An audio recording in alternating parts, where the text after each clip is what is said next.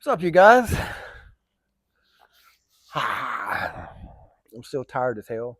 Feel a little bit better. I'm sick. I've been sick for Sunday. I started feeling bad Saturday, Sunday, Monday. Today's Tuesday. I'm getting there. I'm getting there. I'm getting there. Tried to make a video last night, and it just my mic went, pop, pop, pop, and I was talking, and it and I can't win. So now I've got my. I think you can see my screen light on here. That's what I look at. Green light. Oh, come on. That's it. And then I listened back to it, and I deleted the video, and I was like, "Oh my god!" 4 out of 5 big fires not a bill. The Setco job, how I got it, and the ambulance fights. That's what I was telling you guys last night when everything went bad. But I was so tired, I didn't care. It was 6 o'clock, and all my crew was asleep. And I tried to make a video, and it went bad, and I was like, "Oh my god, I can't win." So now I'm in here, and the air conditioner's not on because it's really loud. And I want you guys to hear me. I don't have to remake this thing. If you guys are old enough to remember the Leonard Phillips 66, Mickey and Theodore Leonard had the Phillips 66 there on Texas, kind of catty corner from the post office, and it caught on fire.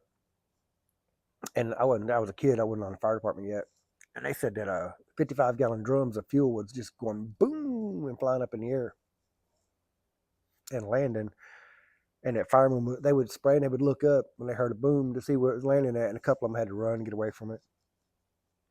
They're called BLEVEs, BLEVE, boiling liquid expanding vapor explosion.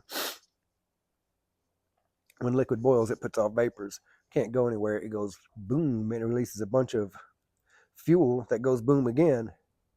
So yeah, it's not a stretch by any means to watch something, even a 55-gallon drum, and oil's what, 10 pounds a gallon, so 500 pounds. I don't know, the drum probably weighs 30 or 40 pounds. So yeah, whatever's left when it turns over, if it's going this way, it's obviously losing. But when it turns over and comes down, now it's like a fueled rocket full of whatever. I don't want to be hit by one, not even one time. I don't. 4 out of the big fires until this weekend. The order, as my best of my knowledge, the order was the Phillips 66 Texaco Levy was number 1, lumberyards number 2. I can't remember. I just talked about it last night. Probably lumberyard number 2 biggest. Probably the installation plant there at Texas and MLK is probably number 3. The furniture store on North Park between Burke's and the football field was number 4. And then they all moved down one number because Setco took number 1. I've been there for 4 of the 5 biggest fires in the history of Idabel. And granted, Broken Fire wasn't Idabel, but we were there. We went over. And Blue, Ryan, the chief, he took me up on a ladder truck, knowing damn well I'm scared of heights. I was so scared of heights. He took me up. I felt like he took me up a million feet. He probably didn't take me up 20, 30 feet on this ladder truck. Oh my God, I wanted to jump off. I was so scared. And he just la la la, like we wasn't off the ground at all. I'm like, bro, take me down. You didn't want to go up? Yeah, I want to go up, not that far. He knew it. He's having a good time. 4 out of the 5 big fires. So I had to tell you about the Setco fire, particularly the mixing plant, which if you don't understand what a mixing plant was, to make tires the way Setco does, you have to wrap rubber around a rim. It's a really, really, really super involved process. But you got to get the rubber from somewhere. So Buck Hill figured out I can buy rubber or I can make my own. Say what you want to about Buck. He's a very, very, very smart dude. Savvy? That's nothing to do with me, but he's very smart. So he invests in a method to make his own rubber and sell it to himself. So we've got tons and tons and tons of rubber, pure rubber, middle finish rubber, And then, well, you burn a tire, you know what I mean? Yeah, burn a tire. Yeah, basically tire rubber. Tons and tons and tons and tons of it in various stages and chemicals and whatnot. You can imagine. So, all that being said, that prefaces 11 years ago, before I became a plumber, I've been a plumber 10 years. Um, I was working at the fire department with a buddy of mine, Blake. And Blake is friends with Buck Hill's son. They went to school together, and they were all working out there, supposed to be working out there. And I knew I needed money, to start saving up and just family, and just I always had two jobs. And I said, hey, Blake, I noticed you've been talking about going out there for like a month. You haven't been out there yet. Um, do you mind if I go out there and talk to him and tell him that you said I could have this job that you don't want? Oh, well, him hauled around a week or two. And finally I said, Blake, look, let me know something. He finally said, yeah, you can have it. I don't want it. So I go out there, and I'm I just get off duty. I'm out there about 7:30. I drive out there, I change clothes, I'm dressed up nice. I walk in. Now everybody knows me in the office. Dwayne Birdsong, all the ladies, in the office, they all know me as a fireman. So when I walk in, the lady comes out and says, oh, hey, how are you? I said, I'm good. So who you want to talk to? You want to talk to Dwayne? I said, yeah, sure. Because Dwayne, we talked to him. He's like the head honcho of the whole plant, Dwayne Birdsong. And he comes out, he said, hey, what's going on? I said, hi, man. He said, you trying to set up a tour? I said, no, I'm, looking to go to work. He said, huh? I told him the situation. He said, you need to talk to Gary Branson. I said, okay.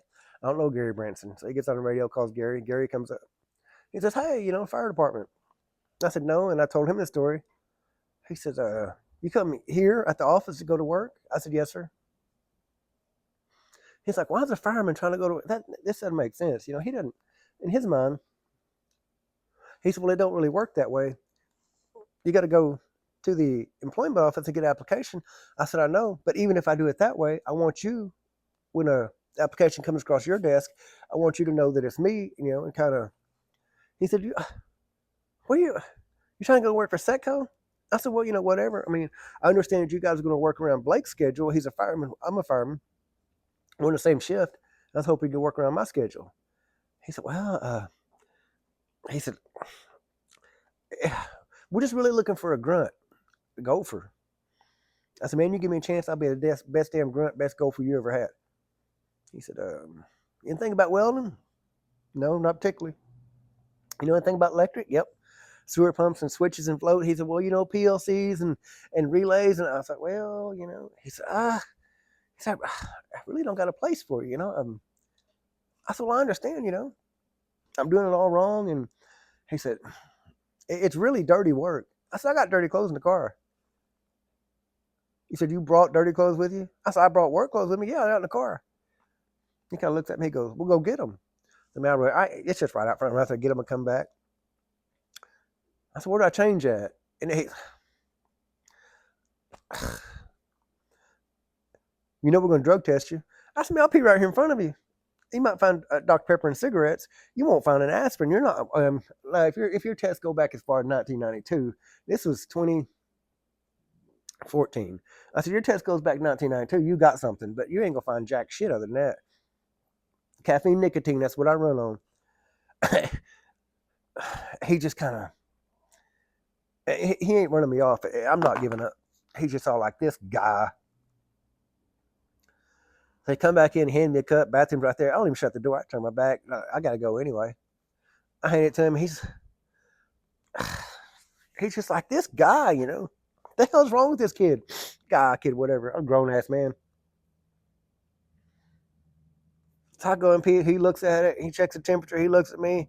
He just kind of shakes his head and pours it out. He says, come on. So I go back there, and then I see the girls in the office again. I just seen them like 5 minutes ago, and I look like this. I come back, I look like this.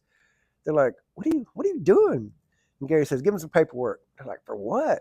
So I'm putting him over to mixing plant. They're like, you're working at the mixing plant? I don't know. I guess so. I don't even know what the mixing plant is. Never heard of it. I didn't know I was supposed to go to work for Setco. So he takes me over and I do my paperwork and they give me an application. I'm like, I need an application. It's like, you got to fill out an application. You can't just walk in and go to work. Although I did. So I do everything, all whatever. They drop me off. And Keith Hughes, first guy that I went into, he's a headhunter electrician. He says, I said, I really don't know how to explain what I am. I don't know anything. I just kind of basically bullshit my way in. He's like, hmm. Right off the, I didn't say I'm scared of height, nothing. Right off the bat, he said, get on that forklift or that jig lift and get you a rattle gun, go way up high and start running that cable. And put a piece of metal on. Okay, cool. I didn't know how to run jig lift, had no idea. I got in and started bucking that sucker, and I hollered, "What's wrong with this thing? Hell, is it that wore out?" They're like, "Yeah, it's got a lot of slack in it." I didn't know how to run it. I was just kind of, so I finally figured it out. So okay, so I got over there where I needed to be, and it's got a lot of slack in it. Yeah. Thank you. I'm one of the guys. So that's how I bullshitted my way into that job. And then Wild Bill, Billy Lewis came along, and he took the liking me, and I don't know why. And I love Wild Bill to this day. I talked to him yesterday. Still talk to him. I talked to Keith Hughes a day or two ago. I talked to Randy. He was there. Jeremy Mixon. He was there. Kelly Litchford. He was there. Rico. I don't talk to him so much. But all the guys that was there that I became friends with 10 years ago, that was there when I told them I'm quitting. I'm going to do a plumbing company. They were all there. Still a bunch of great guys. I love them to this day. I need to round them up because I talked to Gary that the night of the fire, and Buck said, tear it all down, figure out how you want to rebuild it. We'll start tomorrow, Monday, I'll talk Sunday, yeah. And he said, you ready to come back? I said, no, sir, I'm good. I'm good. Well, I talked to Billy Lewis, Wild Bill.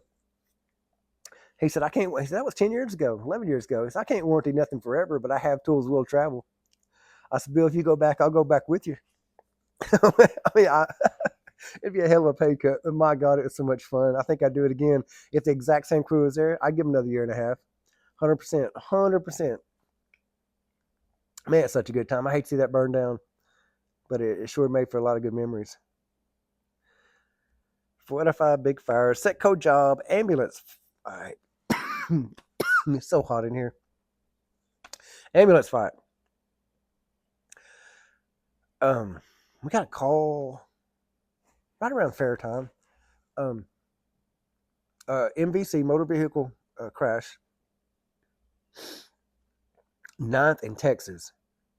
So apparently these guys were coming off of Central up 9th Street, and they hadn't crossed Texas yet, and they never checked up at the stop sign. If you know where Benny Carter's garage was, they was coming beside Benny Carter's garage going towards the fairgrounds. Well, they just shot through the sign, and somebody else was coming back into town and just wham, spun them around. And it was kids, just kids driving, being goofy, drunk. And I don't know who they hit, but the first ambulance took whoever hit them, and we took the kids out of the car, and a couple of them was fine, but a couple of them was like, you gotta go to the hospital. So we was like, hey, we don't have time. We're not gonna, we're just gonna load them up on a backboard, put one on this side, one on this side, which we've done. Typically, you put somebody in the middle of a bed, but we just didn't have that opportunity. Backboard, let's go.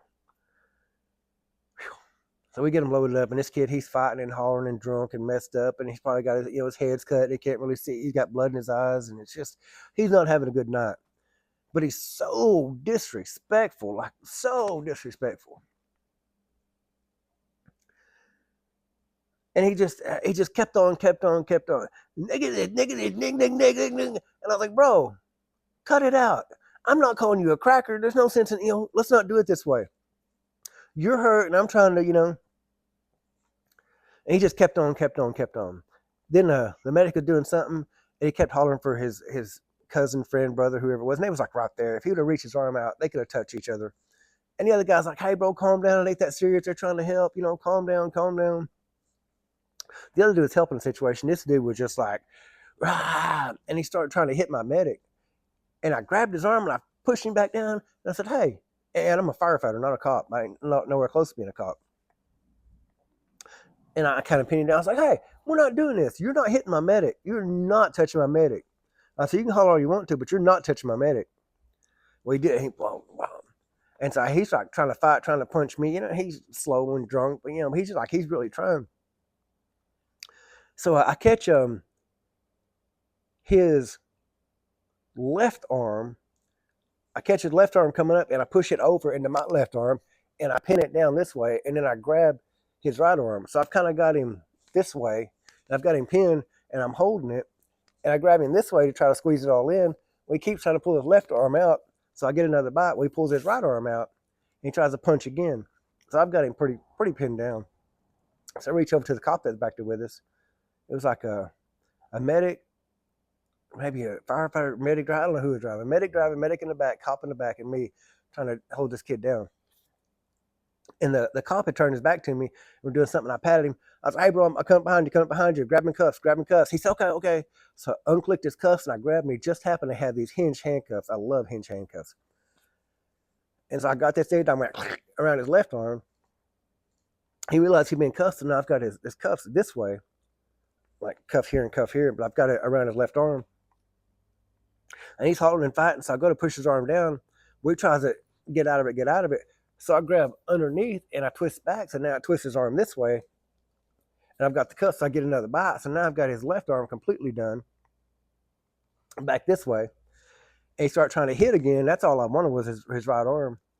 So I grabbed his right arm and had the other cuff, and I locked him up this way. Now I've been taught since then, you don't do that. But this kid was out of control. It's just, so in essence, I had him handcuffed this way, which is exactly what I wanted. So then I pulled him down here on his chest, and I just leaned on him the whole time. He wasn't going nowhere. He was trying to kick and hoop and holler, but man, it took all the fight out of him. Handcuffed his ass. He gonna be hollering, oh, I'm gonna grab my gun, I'm gonna blah blah blah blah. Do it. I was tired of him, tired of messing with him, tired of fighting with him, tired of talking. Every time I'd say something, I'd look at him. You ain't shit. You ain't shit. You ain't gonna be shit. Go get him. Get your boy. Get your mama. Get everybody. Bring him back. I'll be here. Bring him back. Which I mean, I shouldn't have, but at this point, I'm tired. I've been hit a few times, and I'm sick of it. And I'm only human. So I finally got him to the hospital, and he act like he passed out a time or two, and just kind of, and that old sternum rub. You put that old knuckle right there in that old sternum, and you rub. They can be the best actress in the world. They're gonna grimace. They're gonna act like it don't hurt, and that's all I want. That's all I want's a reaction. I don't want none of this, And if you don't react to a sternum rub, I'm about to do something different. But he wanted me to let go of his arm. That's all it was. No big deal. Another guy, he had a seizure, and he was having a seizure. He would just go out, but he'd come back up. He'd be in the post-tictal stage, and he was just violent, which is completely understandable. And we just kind of let him, have his moment. But when he went out again, one of the older medics was like, as soon as he goes out, tie him. So we had some guards where we tied his hands to the bed, and it's a big dude. So he comes back up, and he's tied, and he can't understand why, and everybody's around him, like we're in his face. He's like, this ain't cool. Nothing is cool about this. Ain't nothing. I'm not doing this. He tries to get out. We finally get him back to the ambulance. The older medic, he's trying to administer whatever seizure and trying to help him, whatever. And this dude is big dude. He's about to come out. He's pulling and jerking and kicking, and finally I just sit on his legs, not like trying to kill him or nothing, trying to sell his legs. I don't know if there's a cop back there. Somebody was helping out, and I was like, man, this ain't working. This dude, he's like all over the place. So finally I said, to hell with it. I just straddled him and just hugged him and the bed too. Like his head was right here the whole time. He was trying to headbutt me in the head, trying to. He wasn't going nowhere. I was wrapped him up, just holding, squeezing. Every time he'd go out, I'd relax. He'd come back to it, I'd hug him again, all the way to ambulance. He was mad, talking about, oh, when I get out, yeah. I said, hey, cool. And he's all talking about, I love you, white boy. I said, I love you too, brother. I love you too. I'm trying to explain to him, how we're not trying to hurt you. We're trying to keep you from hurting yourself, but we can't fight you in the back of this ambulance. I'm telling you, this dude would have got one arm loose. My ass would have went out the back of an ambulance. It'd been, there I go, doors and all. He was big. Worked out perfect. I got the opportunity to go back to the house later on a plumbing call, and I didn't see him. I don't know what happened to him. But I said, hey, how's we come over one time, and he's having a seizure. Oh, he's fine. Yeah, he does that. That was one of the worst ones. But other than that, yeah, he's got his meds, and he's fine. Cool, he made it. Love it. He don't remember me, and I'll never forget him. Okay. 20 minutes. Ambulance fights. Give you guys a preview of what I might do next. Ooh, I might do how I accidentally quit smoking. I might do the Paris State gone bad, and I might do my buddy and Alexa. I might. 20 minutes. All right, bye, guys.